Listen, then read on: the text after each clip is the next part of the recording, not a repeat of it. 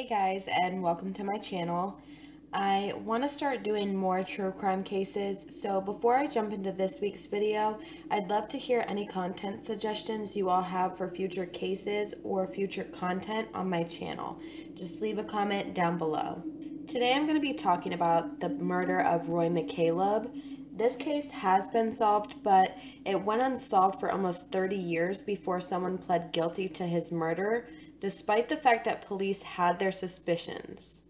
On the night of September 22nd, 1985, 50-year-old Roy McCaleb was shot to death while he slept in his home. Originally, the investigators believed the murder was a burglary gone wrong until they questioned Carolyn, Roy's 43-year-old wife. Her story was beyond bizarre, but as they dug a little deeper, things only got stranger. Carolyn claimed that she had been carjacked and raped at knife point by a barefoot man just 10 days prior to her husband being killed. Then her rapist found her address, came to her house where he entered the house through an unlocked door. He entered her bedroom and held her at knife point, scraped her with a coat hanger and dripped hot wax on her. And after torturing her and raping her, he noticed there was a pistol under her pillow. Once he found the pistol, he left and entered Roy's bedroom, where he then shot him at point blank range in the complete darkness. Roy was in the other room, heavily sedated from a recent back surgery, and he was also recovering from a heart attack, so it is important to note that he was no threat to the alleged attacker. Once the attacker shot Roy, he attempted to run out of the house when he bumped into Carolyn and dropped the gun. According to her, she then picked up the gun and fired 2 shots at the attacker, but missed. This little detail could have been used to explain any gun residue found on her hands, as well as any fingerprints she left on the weapon, even though it wouldn't be too much of a stretch because it was her gun. But there were a lot of inconsistencies in her story, the first being that she did not report the carjacking and rape that allegedly occurred 10 days prior to Roy's murder, but Carolyn claimed that she did not want to disrupt or upset her husband because he was recovering, so police began to investigate the story of this barefooted man who carjacked and raped Carolyn at knife point. But once again, the investigation was at a standstill because the description of the killer was also inconsistent. Originally, she claimed the barefooted man was white, but later she said that he was black. When she was further questioned by investigators, she stated that she was embarrassed and did not want people to think that she had an affair with her attacker. Another thing is Carolyn, Roy, and the attacker were not alone in the house on September 22nd, the night of the attack, and Carolyn's son and his girlfriend were also in the house. Neither of them saw an intruder in the house, despite the fact that they were both awake when Carolyn claims the attacker was making his getaway. The investigators found her behavior odd as well. Her account of events were described as rehearsed, and she also took a shower before going to the hospital, even though the investigators told her that taking a shower would damage any physical evidence from the rape. She did end up going to the hospital, but she didn't stay long and actually left before the doctors could complete a rape kit.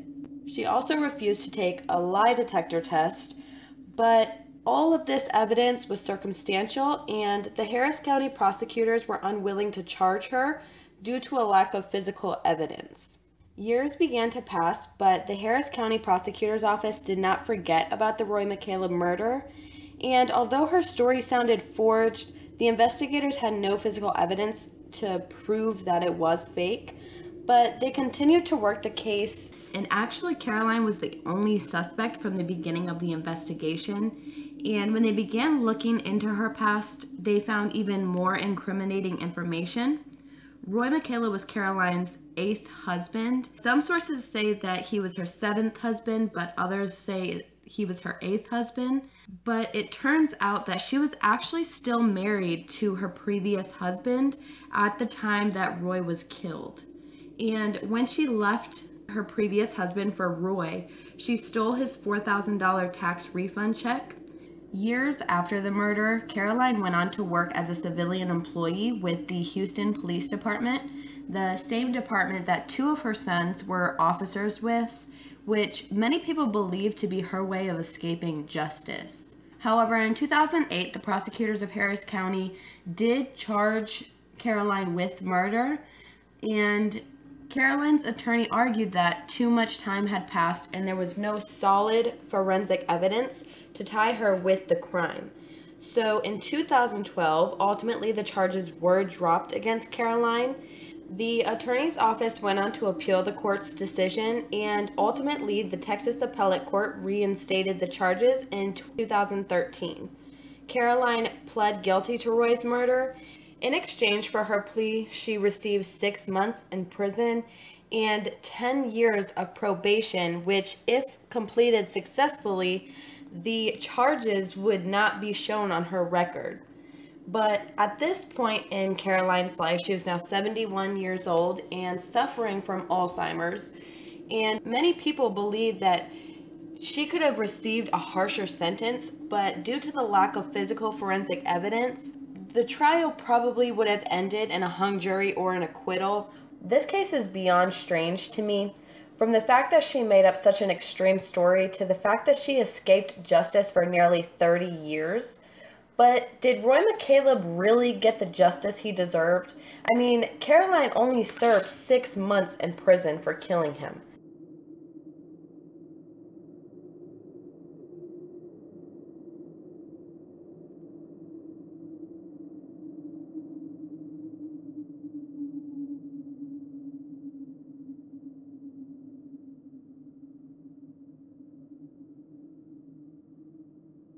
But I want to know what you guys think. Do you think justice was served in this case, or do you think Caroline got a slap on the wrist? Do you think her role in the Houston PD or her health issues played a role in her sentencing? Let me know in the comment section, and I'll see you guys in the next one.